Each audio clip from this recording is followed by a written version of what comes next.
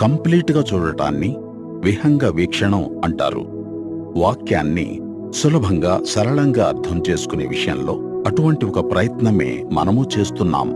Welcome to జీవితం with Suresh Vanguri. జీవితం ఒక ప్రయాణం, అడుగడుగునా ఒక అనుభవం, నేర్చుకో పాఠం. పిల్లలు లేకపోవటం చాలా బాధాకరం. ఆ వెలితిని వేదనను మాటల్లో చెప్పలేం. దేవుడా నాకే ఎందుకిలా అనే ప్రశ్న వేధిస్తుంది. దేవుడు నన్ను పట్టించుకోడేంటి, నా ప్రార్థనకు జవాబివ్వడేంటి అనే అసహనం, నిస్సహాయత తొలిచేస్తుంది. జీవితంలో ఘోరంగా ఓడిపోయినట్టుగా అనిపిస్తుంది.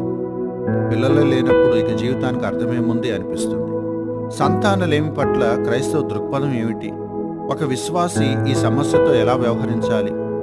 వీటిని పరిశీలించడానికి ముందు మనం కుటుంబం పట్ల దేవుని ఉద్దేశం ఏమిటో మాట్లాడుకోవాలి. దాని ప్రాతిపదికనే సంతానలేమిని వ్యాఖ్యానించే